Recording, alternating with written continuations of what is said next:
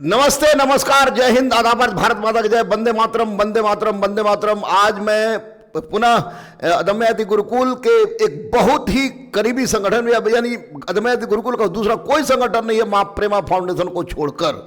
मैं बता दूं कि मां प्रेमा फाउंडेशन संगठन सिपाही की भर्ती का, सिपाही से लेकर आपको एसपी तक की और कलर से कलेक्टर तक की भर्ती का जो इसने ठेका ले रखा है, तो उस ठेका के साथ मैंने पूरी तरह से तन मन धन से हम लोग समर्पित हैं इस मां प्रेमा फाउंडेशन को लेकर। और सबसे पहले अभी जो चूंकि 8,445 सिपाही की बहाली जो निकली है, उसके लिए एक आपको विशेष सूचना हम दे दें।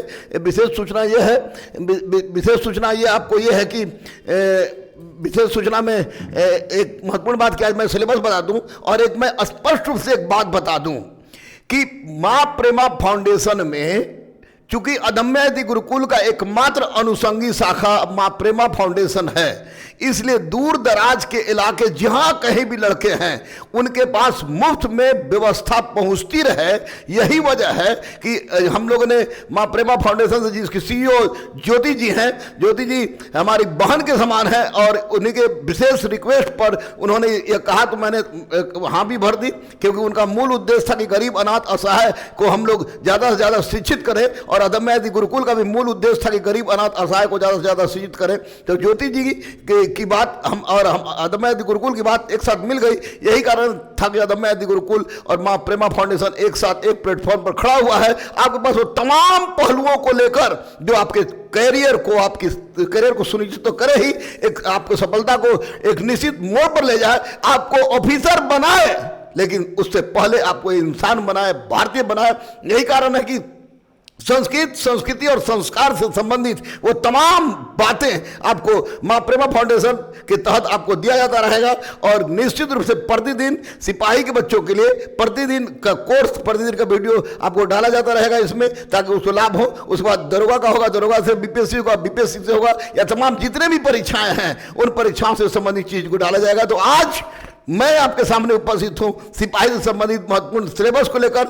आप इसे देखिएगा जरूर। और सबसे महत्वपूर्ण बात कि यह बातें मां प्रेमा फाउंडेशन इसके लिए किसी भी तरह से आपको ये नहीं है कि उसको लोग सब्सक्राइब करें, लेकिन मैं आपको कह रहा हूं, मैं गुरु रहमाना को कह रहा हूं कि मां प्रेमा फाउंडेशन इस यूट्यूब चैनल को आप सब्सक्राइब इसलिए कीजिए कि आप जितना जितना सब्सक्राइब करेंगे आपके पास मुफ्त में सारी मटेरियल चली जाएगी। और मुझे ये पता है, आपको भी पता है कि सब्सक्राइब करने का पैसा नहीं लगता है, और बिना आप केवल सब्सक्राइब कर लीजिए और आपके पास सारा मटेरियल पहुंच जा रहा है। तो निश्चित रूप से इस कलयुग में मां अदम्य गुरुकुल के साथ मां प्रेमा फाउंडेशन का जुटना एक संयोग है। और कहा जाता है कि जहां सुगंध को साथ लेकर चलता है, गंदी सुगंध को साथ लेकर चलता है, खुशबू को साथ लेकर चलता है, तो ये सुगंध है, तो सुगंध के साथ जुड़ा हुआ है। इसलिए आप मां प्रेमा फाउंडेशन यूट्यूब चैनल को सब्सक्राइब करना मत भूलिएगा, सब्सक्राइब करना मत भूलिएगा, ताकि हम लोग का जो उद्देश्य है अदम्य गुरुकुल मां प्रेमा फाउंडेशन का, कि हर गरीब अनाथ असहाय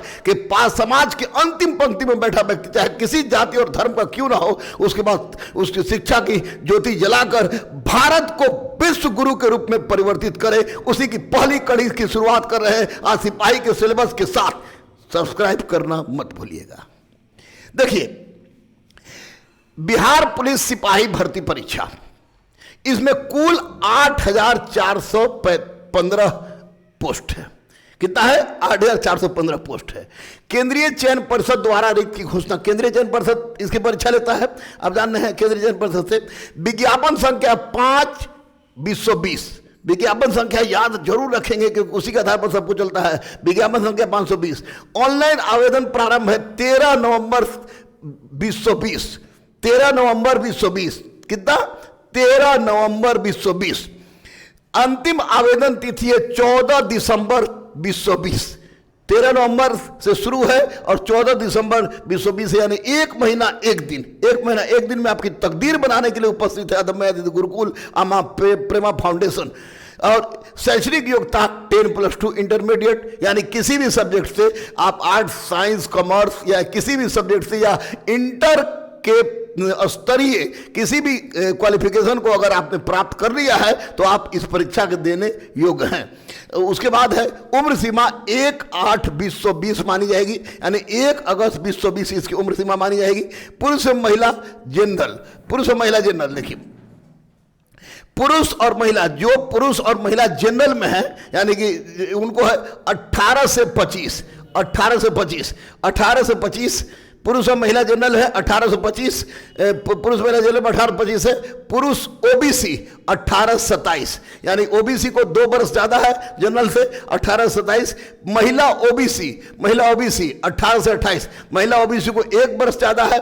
और पुरुष एवं महिला एससी एसटी आपको 18 से 30, यानी पुरुष और महिला एससी एसटी 18 से 30 है। यानी पुरुष जनरल का उम्र है 18 से 25, पुरुष ओबीसी 18 से 27, महिला ओबीसी 18 से 28, पुरुष एवं महिला एससी एसटी 18 से 30। शारीरिक मानदंड, ऊंचाई देखिए 165 centimetre, 165 centimetre 5 foot 4.9 inch general के लिए, 165 सेंटीमीटर 5.4 इंच। पुरुष के लिए ओबीसी एससी एसटी के लिए 160 सेंटीमीटर। यह बहुत महत्वपूर्ण बात है कि ओबीसी के लिए पहली बार 160 सेंटीमीटर किया गया है, 160 सेंटीमीटर 5 फुट 2.99 इंच, 99 इंच। महिला ऑल कैटेगरीज, महिला जितनी भी कैटेगरीज हैं, चाहे एससी एसटी है, ओबीसी है, ईबीसी है या जनरल है, उसके लिए 155 सेंटीमीटर 155 सेंटीमीटर 5 फुट 1 इंच का है। सीना, पुरुष जनरल बिना फुलाए 81 सेंटीमीटर, 81 से 86 सेंटीमीटर। पुरुष जनरल है, जनरल ओबीसी बिना फुलाए 81 से 86 सेंटीमीटर। पुरुष एससी एसटी बिना फुलाए 79 सेंटीमीटर, 79 से 84 सेंटीमीटर। यानी कि 81 से 86 है आपको जनरल ओबीसी का, और एससी एसटी का है 79 सेंटीमीटर, 84 से 84 सेंटीमीटर। महिलाओं के लिए सीना की मापी नहीं होगी, याद रखें, महिलाओं के लिए सीना की मापी नहीं होगी। सभी वर्गों की महिला उम्मीदवारों के लिए न्यूनतम वजन 48 किलोग्राम होना अनिवार्य है। यानी सभी वर्ग की महिला जो है उनके लिए 48 किलोग्राम अनिवार्य है। अब देखिए रिक्तियों की संख्या। समान वर्ग अनारक्षित, समान वर्ग अनारक्षित में 3489 है, 3489 है, 3489 जो अनरिजर्व है। उसके बाद आर्थिक रूप से कमजोर वर्ग 842, जो ईबीसी है, ईबीसी है उसके लिए 842 है, ईबीसी 842 है। अनुसूचित जाति के लिए 1307 है, अनुसूचित जाति के लिए 1307 है, अनुसूचित जनजाति के लिए 82 है, अनुसूचित जनजाति के लिए 82 है। अत्यंत पिछड़ा वर्ग के लिए 1470 है, ईबीसी जिसको कहा जाता है एक्सट्रीमली बैकवर्ड क्लास 1470। पिछड़ा वर्ग के लिए है 980, यानी ओबीसी के लिए है 980, और पिछड़े वर्ग की महिला के लिए है 245, यानी कुल योग है 8415। 8415 बहुत अच्छा मौका है। आवेदन कहां करें? ऑनलाइन आवेदन की प्रक्रिया 13 नवंबर 2020 से प्रारंभ है। विस्तृत जानकारी आवेदन के लिए www.csbc.bih.nic.in पर जाएं। इस पर आप चलिएगा www.csbc.bih.nic.in पर जाएं। नियुक्ति की प्रक्रिया क्या है? प्रथम चरण में लिखित परीक्षा होगी, जान लें आप। लिखित परीक्षा का स्तर बिहार विद्यालय परीक्षा समिति के इंटरमीडिएट, याद रखिएगा, हल्के में लेने की आवश्यकता नहीं है, क्योंकि इसका क्वेश्चन टफ हो जाता है। 10+2 अथवा समकक्ष स्तर का होगा, एवं वस्तुनिष्ठ ऑब्जेक्टिव प्रश्न होंगे, 4 चॉइस वाले प्रश्न होंगे, वस्तुनिष्ठ होंगे। 2 घंटे का के एक प्रश्न में कुल 100 प्रश्न होंगे। इसमें प्रत्येक सही उत्तर के लिए 0.1 काटा जाएगा, यानी नेगेटिव है, 0.1 काटा जाएगा। और लिखित परीक्षा केवल शारीरिक योग्यता परीक्षा के लिए क्वालिफाइंग होगी, अर्थात लिखित परीक्षा का मार्क्स आपको अंतिम जो मेगा सूची बनेगा उसमें नहीं जुटने जा रहा है, लेकिन लिखित परीक्षा पास किए बिना आप फिजिकल के लिए योग्य नहीं है। इसलिए लिखित परीक्षा आपको बिल्कुल ही उसके तरह की खाना है, बन गया है, भले आप खाइए नहीं खाइए, ये कीजिए। अब उसके बाद है द्वितीय चरण शारीरिक योग्यता दक्षता परीक्षा, कुल 100 अंकों की होगी, यानी 100 अंकों का रिटर्न है और 100 अंकों का दक्षता यानी फिजिकल है। तो फिजिकल में है मेघा सूची। संयुक्त रूप से शारीरिक दक्षता परीक्षा का अधीन तीनों स्पर्धाओं, दौड़ आपको दौड़ 6 मिनट का निर्धारित है, लेकिन आपको याद रखिए जो स्टूडेंट 5 मिनट में दौड़ जाता है उसको पूरे 50 नंबर मिलेगा। कितना नंबर मिलेगा?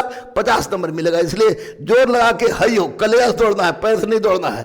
ये 50 उसको 100 अंकों की होगी। आपको स्पर्धा दौड़, ऊंची कूद तथा गोला फेंक में प्राप्त कुल अंक के आधार पर तैयार होगा, यानी कि दौड़ इसमें सबसे महत्वपूर्ण है, वो उसके बाद ऊंची कूद है और गोला फेंक है। उसके बाद देखिए सिलेबस क्या है। एडमिटेड नंबर है आपको भाई सोनीस के अनुसार पाठ्यक्रम है हिंदी, अंग्रेजी, गणित, इतिहास, भूगोल, राजनीति शास्त्र, अर्थशास्त्र, भौतिक विज्ञान, रसायन विज्ञान, जीव विज्ञान। परीक्षा का स्तर बिहार विद्यालय परीक्षा समिति के 10+2 इंटरमीडिएट स्तर का होगा। और मैं आपको बता दूं कि हिस्ट्री मैं स्वयं आपके लिए उपलब्ध कराता रहूंगा। ज्योग्राफी में सुबोध कुमार मिश्रा और कुणाल आपको इसके लिए उपलब्ध कराएंगे। ज्योग्राफी पॉलिटी में आपको अमरजीत झा कराएंगे। इकोनॉमिक्स में शशि कुमार सिंह कराएंगे। बायोलॉजी में डॉक्टर राजकुमार सिंह कराएंगे। आपको फिजिक्स केमिस्ट्री में आपको शशांक शेखर कराएंगे। आपको मैथमेटिक्स में आपको राजेश दुबे कराएंगे। आपको ये हो गया, रीजनिंग में हो गया, आपको परवीन झा कराएंगे। उसी तरह करंट अफेयर्स में कुणाल सेकंड कराएंगे। बिहार जो है कुमार परवीन पढ़ाएंगे। यानी कोई ऐसा चीज नहीं है जो एक टीचर सबको पढ़ाए, क्योंकि एक आदमी सब चीज का एक्सपर्ट नहीं हो सकता है। आंख के डॉक्टर के पास जाइए और कहिए कि वो कान का ऑपरेशन कर दे, तो कान का ऑपरेशन करे या ना करे, कनवा जरूर काट लेगा। इसलिए हर सब्जेक्ट के लिए अलग अलग व्यवस्था किया गया है और सबकी एक अलग अलग टोपी मां प्रेमा फाउंडेशन पर डाल दिया जाएगा। देर मत कीजिएगा, सोचिएगा मत, इसको सब्सक्राइब जरूर कीजिएगा और सब्सक्राइब के साथ शेयर कीजिएगा। सब्सक्राइब और शेयर में इसलिए कह रहा हूं कि इसको अदम्य यदि गुरुकुल मां प्रेमा फाउंडेशन को कोई लाभ नहीं है। लाभ केवल और केवल सोच की लाभ होगी। इसका सबसे ज्यादा लाभ मिलेगा समाज की अंतिम पंक्ति में बैठा व्यक्ति, चाहे किसी जाति और किसी धर्म का हो। ज्यादा से ज्यादा फैलाओ, ज्यादा से ज्यादा पढ़ो, क्योंकि पढ़ेगा भारत तो बढ़ेगा भारत। याद रखिएगा, जिसके इरादे मेहनत की स्याही से लिखे जाते हैं उनकी किस्मत के पन्ने कभी खाली नहीं रहते। और मैं जाते जाते आपको कह के जा रहा हूं कि रगों में दौड़ने फिरने के हम नहीं कायल, रगों में दौड़ने फिरने के हम नहीं कायल। जो आंखों से ही ना टपके तो लहू क्या है।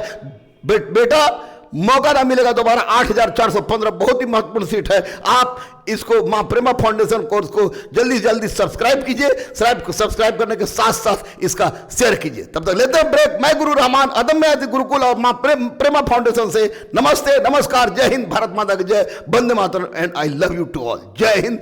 ज्योति जी को भी बहुत बहुत धन्यवाद आप दीजिएगा, क्योंकि ज्योति जी की ही प्रेरणा थी कि इस तरह की व्यवस्था प्रारंभ हुई है। क्योंकि अदम्य यदि गुरुकुल जो लेकर चल रहा था, कोई आज तक नहीं आया था 94 से लेकर अब तक। और ज्योति जी जो इसकी मां प्रेमा फाउंडेशन की सीईओ हैं, उन्होंने ही आके इस व्यवस्था को अपने बात की, बहुत घंटों विस्तार से बात हुई। विस्तार से बात होने के बाद मुझे लगा कि नहीं पूरी तरह से सटीक है, तो उनको ज्योति जी को भी एक great salute for such type of kind work. जय हिंद।